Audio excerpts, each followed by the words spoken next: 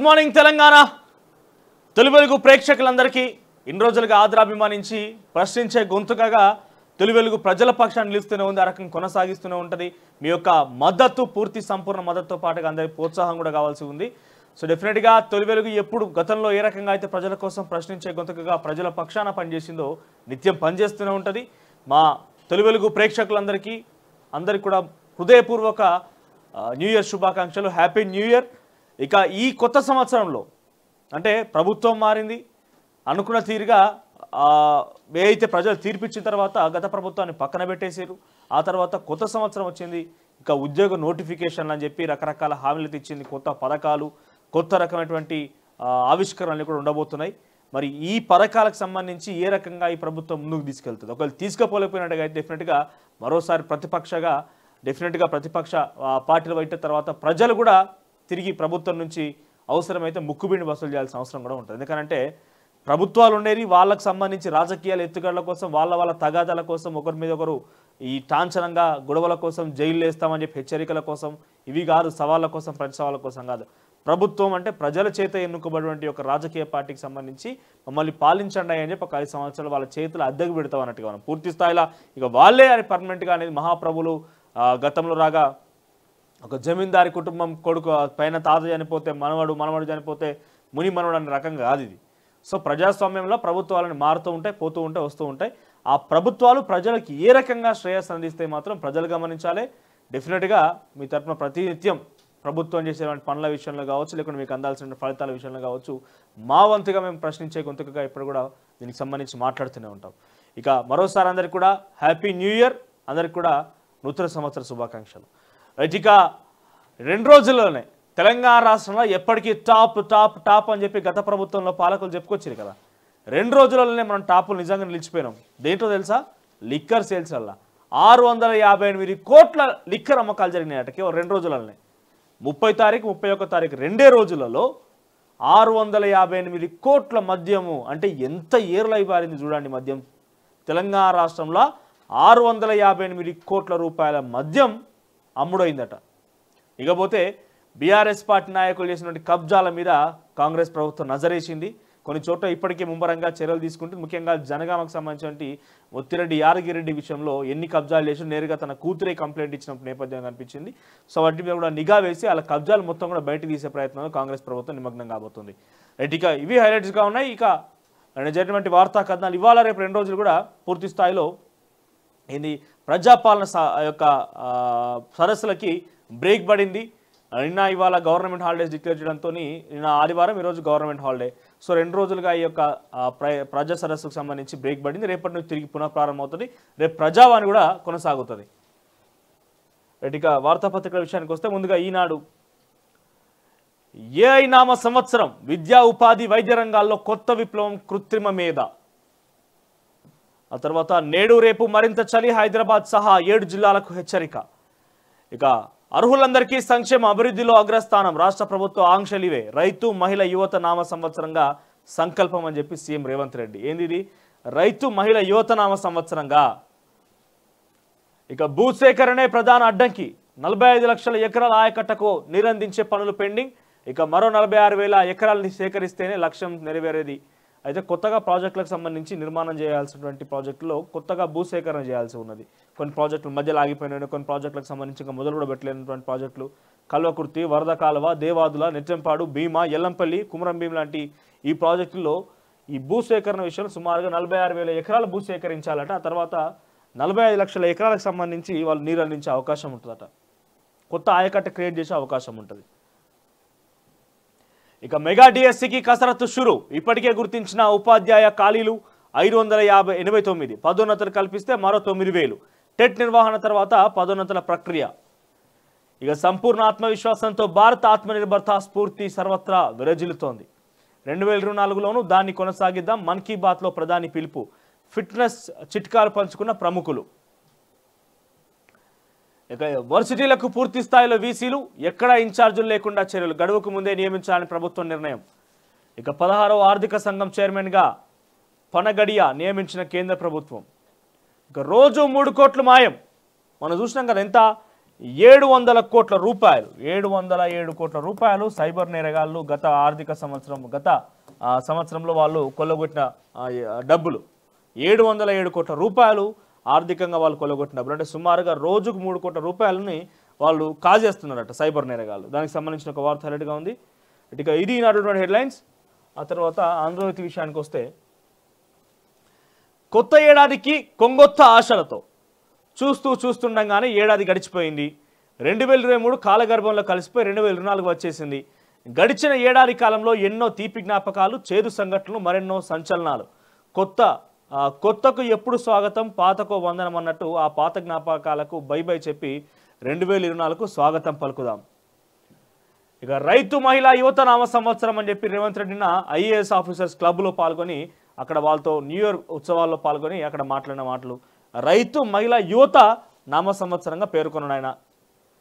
ఇక కొత్త సంవత్సరంలో కొత్త పెన్షన్, జనవరి నుంచి అమలుకు సర్కార్ కసరత్తు, ఎన్నికల హామీ అమలుగా దిశగా అడుగులు, సంక్రాంతి కానుక లేక ఫిబ్రవరి నుంచా, బడ్జెట్ అంచనాలు రూపొందిస్తున్న విభాగాలు ఇప్పుడు పెంపు పాత పింఛనుదారులకే మాత్రమే. ఇక్కడ ఎంత ఇప్పుడు పెంపు ఎవరికి? పాత పింఛన్దారులకు మాత్రమే పెంపట. దరఖాస్తులు పరిష్కరించాక కొత్త వారికి అమలు. ఇక పింఛన్దారులకు 2016 నుంచి 4,000 రూపాయలు, దివ్యాంగులకు 6,000 రూపాయలకు పెంపు. ఇక సర్కార్ పడే అదనపు భారం 873 కోట్లు. రైట్, పాత వారికి పింఛన్ పెంచుతారట ఈ జనవరి నుంచి. ఇక కూలి నుంచి సాఫ్ట్వేర్ దాకా, ఇంజనీర్ దాకా కూలీ నుంచి సాఫ్ట్వేర్ ఇంజనీర్ దాకా హైదరాబాద్లో డ్రగ్ స్మగ్లర్ల వాడకందారుల అరెస్ట్. మాదక ద్రవ్యాలకు అలవాటు పడిన ఏపీ యువకుడు. అందుకోసం లోన్ యాప్ల నుంచి భారీగా రుణాలు, వాటిని తీర్చలేక స్నేహితుడితో కలిసి డ్రగ్ స్మగ్లింగ్. కొత్త సంవత్సరం వేడుకల కోసం ఢిల్లీ నుంచి సరుకు పట్టుకున్న వెస్ట్ జోన్ టాస్క్ ఫోర్స్ 7.5 లక్షల స్వాధీనం. డ్రగ్స్తో పోలీసులకు చిక్కిన మహిళా సాఫ్ట్వేర్ ఇంజనీర్. హెరాయిన్ సరఫరీలో యూపీ, రాజస్థాన్ కూలీలు. సూర్యాపేటకు చెందిన 2 గంజాయి స్మగ్లర్లు అరెస్టు. ఇక ఒక్కరోజే 40 కోట్ల రూపాయల మద్యం అమ్మకాలు. 31న హైదరాబాద్ మద్యం అమ్మకాల జోరు నిరుటి కంటే అధికం. రాష్ట్ర వ్యాప్తంగా విక్రయాలు 240 కోట్లని అంచనా. 300 స్థానాల్లో కాంగ్రెస్ పోటీ, మిగిలిన 243 సీట్లు మిత్రపక్షాలకు. ఇక ముఖాముఖి పోరు గెలిచే అవకాశం ఉన్న నియోజకవర్గాలపైన దృష్టి. రాష్ట్రాల విభాగాలతో అలయన్స్ కమిటీ చర్చలు. ఇక 4న సోనియా ఖర్గే నివేదిక, ఇండియాతో ఇచ్చిపుచ్చుకునే ధోరణి. మీరు మాకు సహకరిస్తే బీజేపీతో పోరులో మీకు మేము సహకరిస్తాం, కాంగ్రెస్కు మిత్రపక్షాల హితవు. ఇక 32 మెడికల్ కాలేజీలకు బదులు 32 యూట్యూబ్ ఛానళ్లు పెట్టాల్సింది, మా ఓటమికి కారణం దుష్ప్రచారమే, నెటిజన్ అభిప్రాయంతో ఏకీభవిస్తున్న బీఆర్ఎస్ వర్కింగ్ ప్రెసిడెంట్ కేటీఆర్. 32 కాలేజీలు కాదు, మీరు చక్కగా చేసే ఉంటే మాకేమి పని ఉండేదంతా. మీరే కనుక నిజంగానే చేసి ఉంటే మీరు ఇప్పుడు 1,00,000 రూపాయలు ఆర్థిక సాయం చేసినా మొన్న అని చెప్పి పెద్ద పేపర్లో పెద్దగా రాయించుకున్నారు కదా. ఇదే ఒక యూట్యూబ్ ఛానల్ మీ దగ్గరకు వచ్చి పెద్దగా డప్పు బట్టి డోలు పట్టుకొని చిరుతలు వాయించడం స్టార్ట్ చేసింది కదా. మరి అట్లాంటి యూట్యూబ్ ఛానలే మొదటి నుంచి కనుక మీరు చేయాల్సిన పనిని మీరు కరెక్ట్గా సూచిస్తూ మీ కరెక్ట్ పద్ధతిలో వెళ్ళాలని చెప్పి సజెషన్ చేస్తూ కనుక ఉంటే ఇంకా ఎవరు కూడా మిమ్మల్ని వ్యతిరేకించడం కాదు. మీకు మాకు మనకి ఎట్లా పంచాయతీ ఉన్నదా, లేకపోతే ఇంకేమన్నా లోపల మీకు మాకు రావాల్సిన తగాదాలు తగాదాలు ఉన్నాయా యూట్యూబ్ ఛానల్ అని చెప్పి పెద్ద ఎత్తున మీరు చెప్తున్నారు. ఇప్పుడు గుర్తుంచుకోవాల్సిందని అంటే ప్రజల పక్షాన ప్రజల చేత ఎన్నుకోబడ్డ మీరు ప్రజల నుంచి ఉండి వాళ్ళ సమస్యలు తెలుసుకుంటే ఎటువంటి సమస్య ఉండేది కాదు. ఏ రోజన్నా ఒక సామాన్య వ్యక్తిలో కలిసిన దాఖలాలేనా? మొన్న ఒక మహిళని కలిసి 1,00,000 రూపాయలు ఆర్థిక సాయం చేసిన అన్నావు. ఇంతమంది ఇవాళ చూస్తే 40 లక్షల మంది దరఖాస్తు చేసుకొని ప్రజావానికి నిత్యం పోటెత్తున్నారు జనం. అంటే ఎన్ని సమస్యలని గుర్తించుతున్నారు అట్లీస్ట్ ఇప్పటికైనా గుర్తుంచుకుంటే బాగుంటుంది. ఇప్పటికైనా మీ దృష్టిలో ఒకటి ఇన్ని సమస్యలు ఉన్నాయని చెప్పి గుర్తుంచుకుంటే బాగుంటుంది. అన్నిటికీ విషయం జిమ్మే ప్రయత్నం చేస్తాం, మేం చెప్పిందే వేదం అన్నట్టుగా కేసీఆర్ గారు చెప్పడం వల్లే ఆయన అహంకారమే ఆయన్ని ఆ రకంగా చేసి పడేసింది. ఇక 16వ ఆర్థిక సంఘం చైర్మన్గా అరవింద్ పనగడియ, కమిషనర్ కార్యదర్శిగా రిత్విక్ పాండే. కేంద్ర ప్రభుత్వం ఉత్తర్వులు. ఇక విశాఖలో గ్యాంగ్రే, 17 ఏళ్ల బాలికపై 10 మంది అత్యాచారం. ప్రేమించిన ప్రియుడే వంచాడు, స్నేహితుడితో కలిసి ఆమెపై అఘాయిత్యం. ఓదార్చినట్టు నటించి మరొకటి దుర్మార్గం. పలు హోటళ్లలో మిత్రులతో కలిసి ఆకృత్యం. వారం రోజుల పాటు బాలికకు నరకం. తండ్రి ఫిర్యాదుతో వెలుగులోకి ఘోరం. విచారణ చేపట్టిన విశాఖ పోలీసులు. ఇక రాజేంద్ర నగర్ ఠాణా దేశంలో నెంబర్ 1. మహిళా భద్రతకు పెద్దపీట. కేసుల పరిష్కారంలో బెస్ట్. మిస్సింగ్ కేసుల ట్రేసింగ్లో టాప్. కుటుంబ కౌన్సిలింగ్లోనూ బేష్ కేంద్ర హోంశాఖ ప్రకటన. ఇక సోషల్ మీడియాలో శ్రీరామ భజనలు. శ్రీరామ్ భజన్తో సృజనాత్మకతను పంచుకోండి. మన్ కీ బాత్లో ప్రధాని మోదీ. ఇక ప్లీజ్ ఏపీకి రావాలి చెల్లి అని చెప్పి జగన్మోహన్ రెడ్డి రాయబారం పంపినట్టు ఎవరితోని? సుబ్బారెడ్డితోని. బాబాయ్ సుబ్బారెడ్డితో షర్మిలకు జగన్ రాయబారం. బుజ్జగించేందుకు వైవి ప్రయత్నం కుదరదన్న షర్మిల. ఏదేమైనా షర్మిల ఇన్ని రోజులుగా ఏం మాట్లాడకుండా సైలెంట్గా ఉన్నది ఏపీ రాజకీయాలకు వెళ్తుంది అన్నప్పటికీ అక్కడికి మనకు అర్థం కావాలి ఇక ఏపీ రాజకీయాలకు పోతుంది అని చెప్పి. ఇక కొత్త సంవత్సరం వస్తూ పాత సంవత్సరం ఏ రకంగా బాయ్ బాయ్ చెప్పినామో మనం ఇక్కడ షర్మిల కూడా బాయ్ బాయ్ షర్మిల చెప్పాల్సిన సమయం ఆసన్నమైంది. అయితే ఇక న్యూ ఇయర్ కిక్ 658 కోట్లు. రాష్ట్రంలో భారీగా లిక్కర్ సేల్స్. డిసెంబర్ 30న ఒకరోజే 313 కోట్ల అమ్మకాలు.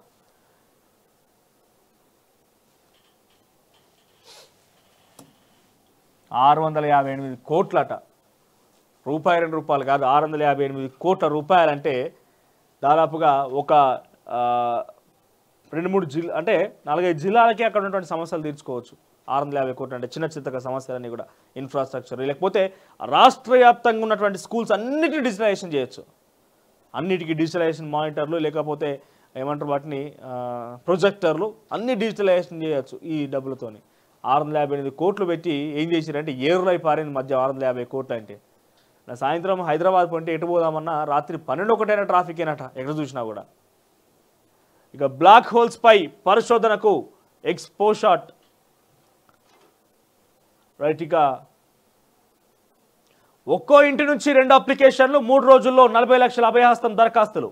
6వ తేదీ నాటికి 1.5 కోటి అప్లికేషన్ వచ్చే ఛాన్స్. రేషన్ కార్డు ధరణి సమస్యలపై లక్షల్లో వినతులు. ప్రతి ఆర్జీని భద్రపరచాలని ప్రభుత్వం ఆదేశాలు.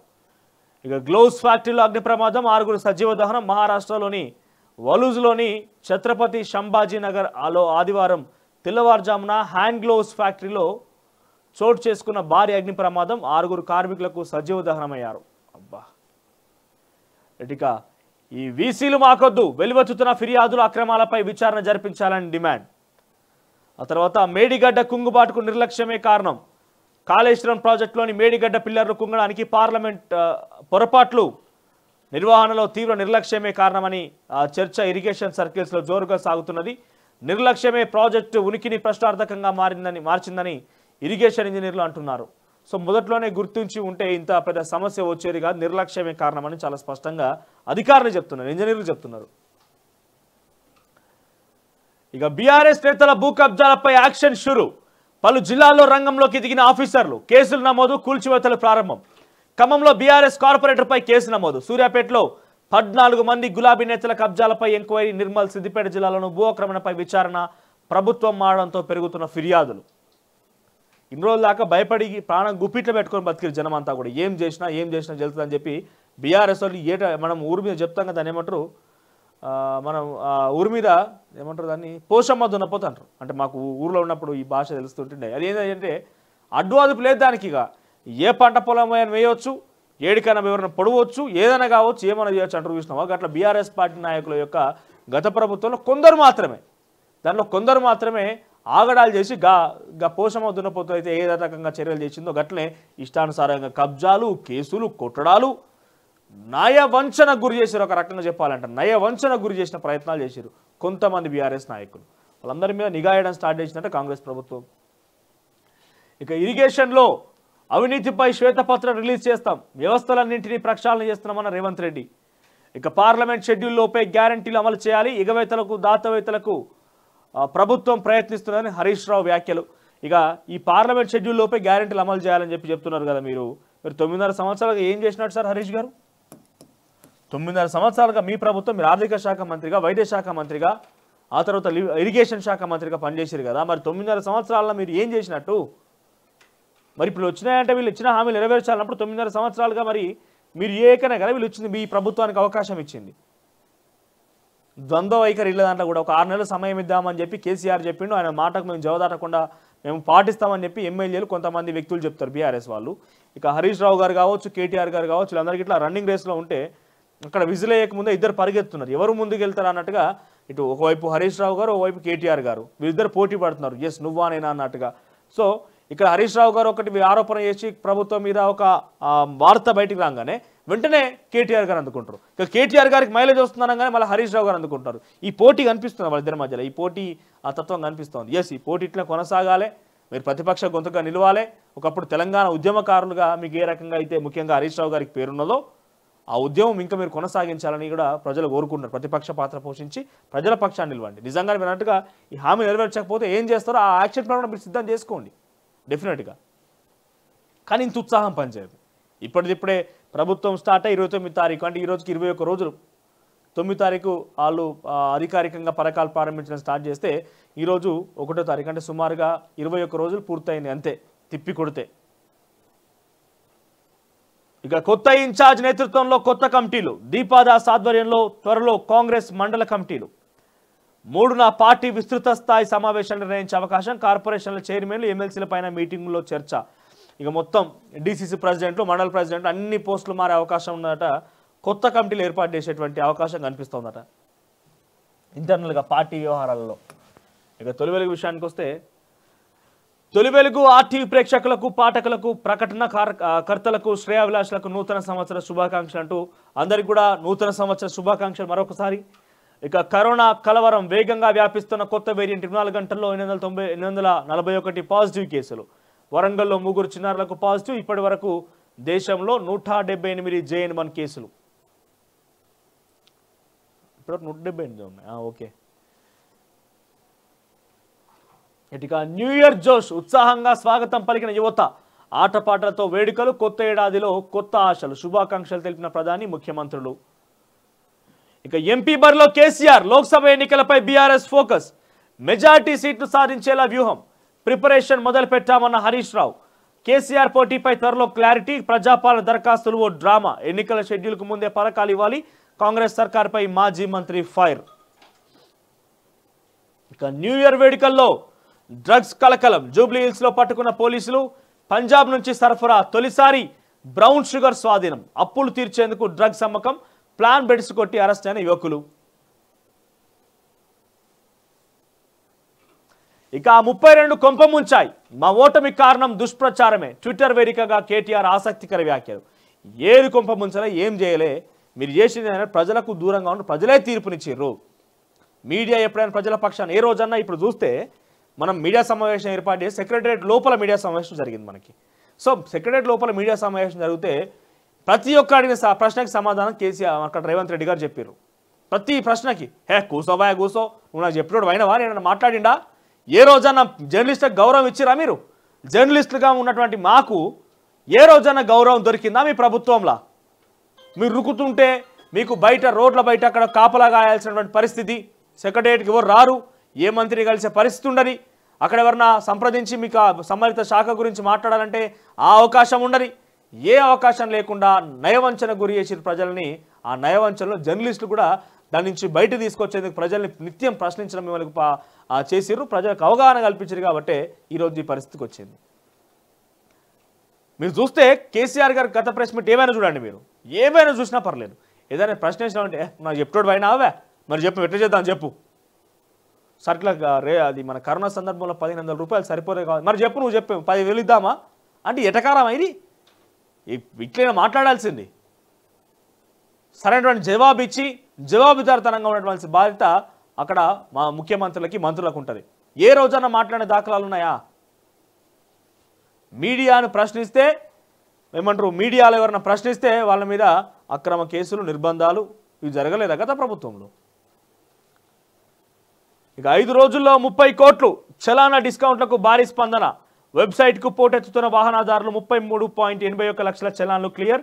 11 రోజుల్లో 100 కోట్లు దాటే అవకాశం. అట్ ఇన్ఫ్యాక్ట్ ఇప్పుడు ఈ విషయానికి సంబంధించి ఈ మాటలు నేరుగా బీఆర్ఎస్ పార్టీకి సంబంధించిన ఇక్కడ ఏ పార్టీలకు అతీతులు కాదు. ప్రజల పక్షాన పోరాడేటువంటి ప్రజల కోసం అంటే ఏమంటారు, పోరాడడం అంటే ఈ మీలాగా రోడ్డెక్కి పోరాడడం కాదు. వాళ్ళకి అవగాహన కల్పించి పిచ్చి పిచ్చిగా ఏది పడుతుంది మాట్లాడే వాళ్ళు సరే మీరు అన్నట్టుగా ఉండొచ్చు, కానీ ప్రజలకు అవగాహన కల్పించడంలో ముఖ్య పాత్ర పోషిస్తుంది మీడియా. సో అటువంటి మీడియాని మీరు పథకాలు తీసుకురావాలన్నా ప్రజలకు చేర్చాల్సినటువంటి ఆ అవగాహన కల్పించాల్సిన బాధ్యత మా మీద ఉంటుంది. ప్రజలకు ఏమైనా సమస్య ఉన్నా కూడా మీ దగ్గర దృష్టి తీసుకొచ్చే బాధ్యత మా మీద ఉంటుంది. అటువంటి కర్తవ్యంలో భాగంగా మేము చేసేటువంటి పనులకు దృష్ట్యా మీరు అనేకంగా హింసించిర్రు, నయవంచన గురి చేసిర్రు. ఇప్పుడు ఈ మాట నేరుగా బీఆర్ఎస్ పార్టీ నాయకులు ఒప్పుకోక తప్పది. వాళ్ళకు కూడా చాలామంది తెలుసు. ఒకనొక దశలో బీఆర్ఎస్ పార్టీకి సంబంధించిన కొంతమంది సీనియర్ నాయకులే వాళ్ళు ఏమని కోరుకున్నారంటే ఈ ఒక్కసారి మమ్మల్ని పక్కన పెడితేనే బాగుండు, లేకపోతే వీళ్ళు ఆగడాలు తట్టుకునే పరిస్థితి లేదు. ఏమున్నా ఆ నలుగురు అంటే మనం రాజేంద్ర ప్రసాద్ గారి సినిమా చూసినట్టు ఎవరిది ఆ నలుగురు సినిమా ఉంటుంది కదా, ఆ నలుగురు ఏమున్నా ఆ నలుగురు ఎవరు? కేసీఆర్ గారు, కేటీఆర్ గారు, ఆ తర్వాత హరీష్ రావు గారు, కవిత. ఆ నలుగురు అని చెప్పే 9.5 సంవత్సరాలుగా కాలం ఒడ్డెక్కిచ్చిర్రు.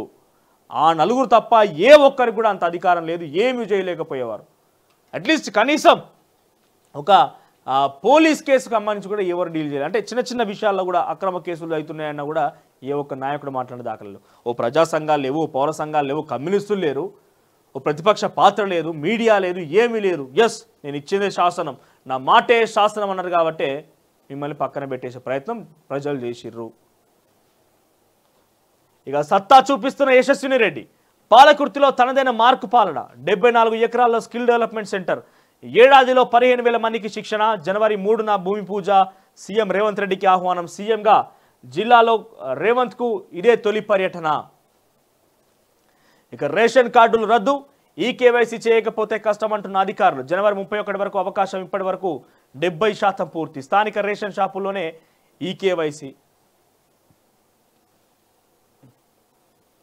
ఇక చివరికి నమస్తే తెలంగాణ విషయానికి వస్తే ఎగవేతకే సాగదీత. ఇక ఈ హామీలు ఏవైతే ఉన్నాయో హామీలు అంటే వాటిని లేకుండా చేసేందుకే, ఎగవేసేందుకే ఈ రకంగా అప్పులు ఉన్నాయని చెప్పి రకరకాలుగా సాగరీసే ప్రయత్నం జరుగుతోందని చెప్పి హరీష్ రావు గారు మాట్లాడుతున్నారు. 9.5 సంవత్సరాలుగా సాగరీసిన మీరు ఆ సాగరీసి తాడు కాస్త తెగిపోయింది, బొక్క బొర్ర పడిపోయారు వెనకాలకి. వీళ్ళు గట్టే సాగరీస్తే ఏమైపోద్ది అనుకుంటున్నారు? ఇంకా మీకైనా ఆ టీం ఉన్నప్పటికీ మీరు పైన స్థాయి ఉన్న వరకు మీ కింది వాళ్ళకి గాయం దాకి మీకేం గాయాలు కాలేదు. కానీ ఇక్కడ ఏమైందంటే స్టార్టింగ్ నుంచి అందరూ కూడా గాయపడే పరిస్థితి. మీరు తాడు లాగుతున్న సమయంలో మీరు ముందుగా ఉండి మీ వెనుక వారికే దెబ్బ తాకింది. దిగడంతో పడిపోతే వెనుక వారికి దెబ్బ తాకింది, మీకేం దాకలేదు. అంటే కింది స్థాయి ఎమ్మెల్యేలు మాత్రమే ఇబ్బంది పడరు తప్ప మీకేం కాలేదు. అట్లనే మీలాగానే వీళ్ళు కూడా సాగదీసిరని అంటే ఇక్కడ మీ వెనుక వాళ్ళు బాగా గాయపడరు మీ దాంట్లో, కానీ ఇక్కడ మొత్తం ముందు నుంచి కూడా కొట్టుకుపోయి సునామీలో కొట్టుకుపోయే అవకాశం ఉంటుంది. సో ఇబ్బంది ఏం లేదు. డెఫినెట్గా మీరు ప్రతిపక్ష పాత్ర పోషిస్తూనే ఉండాలి. ఈ రకంగా మీరు ప్రజల పక్షాన్ని నిలిచి ఈ సమస్యల గురించి మాట్లాడాలి. హామీలు ఎప్పుడు ఇస్తారని చెప్పి కూడా కాంగ్రెస్ పార్టీ ప్రశ్నించాల్సిన బాధ్యత మీకు ఉంటుంది. డెఫినెట్గా ఈ రకంగా మీరు కొనసాగిస్తే అన్ని రకాల సంపూర్ణ మద్దతు కూడా అందరి పక్షాల నుంచి మీకు లభిస్తుంది. కానీ ఉత్సాహం చూపించి వెంటనే అది కావాలి ఇది కావాలంటే మీరు చేయని ఆ విషయాలను వాళ్ళకి చూపించి ఇంకో మేము చేయలేకపోయినామని చెప్పి వాళ్ళని సూచన చేయండి. అంతేగాని మేమే అది చేసినాం మీరు చేయలే అంటే మీరు చేసిరో చేయలేదో ప్రజలు గమనించి తీర్పునిచ్చారు. ఇక ఆందోళన బాటలో ఆటో వాళ్ళ ఉచిత బస్సు ప్రయాణంతో ఉపాధి కోల్పోవడంపై నిరసన కార్యాచరణ. 3న భిక్షాటన, 7న మహాధరణ. తమ ఆకలి కేకలతో రాజకీయం చేయొద్దని ఆటో యూనియన్లో వినతి. నెల 15,000 భృతి అట. నెల 15,000 భృతికి డిమాండ్ అట. ప్రతి నెల 15,000 రూపాయలు ఇవ్వాలట ఆటో డ్రైవర్లకి. ఇక కిట్లకు మంగళం, ప్రశ్నగా మారుతున్న పోషకాహారం. అయిపోయిన న్యూట్రిషన్ కిట్ల నిల్వలు, నిలిచిపోయిన ప్రభుత్వ కొనుగోళ్లు. ఎంసీహెచ్ కిట్గా పేరు మారిన కేసీఆర్ కిట్. ఆర్థిక సాయంపై కొరబడని స్పష్టత. వీళ్ళు వచ్చి ఎన్ని రోజులు అవుతుంది, ఏం కథ అవుతుంది, ఎందుకు ఇంత ఉత్సాహం, ఏం జరిగిపోతుంది, ఏమైపోతుంది? కొత్త ప్రభుత్వం వచ్చి 21 రోజులు అవుతుంది. 9.5 సంవత్సరాలుగా మీరు ఏమో చేసినటువంటి దాన్ని సరిదిద్దుకోవాలంటే సమయం పడుతుంది కదా. సమయం ఇస్తా అని చెప్పి నేరుగా మీ అధినేత కేసీఆర్ గారు చెప్పిన తర్వాత మీకు ఉత్సాహం ఎందుకు? రైతు మహిళా యువత నామ సంవత్సరం ఇది. రాష్ట్ర ప్రజలకు 2024 నూతన సంవత్సర శుభాకాంక్షలు. రైతు మహిళా యువత నామ సంవత్సరంగా సంకల్పం తీసుకుంటున్నాం. పింఛన్లు, రేషన్ కార్డులు, ఇండ్ల కోసం ఎదురు చూస్తున్న వారి ఆశలు అతి త్వరలో ఫలిస్తాయని చెప్పి సీఎం రేవంత్ రెడ్డి చెప్తున్నారు. ఇక కొత్త ఏడాది ప్రజల జీవితాల్లో సుఖ సంతోషాలు నింపాలి.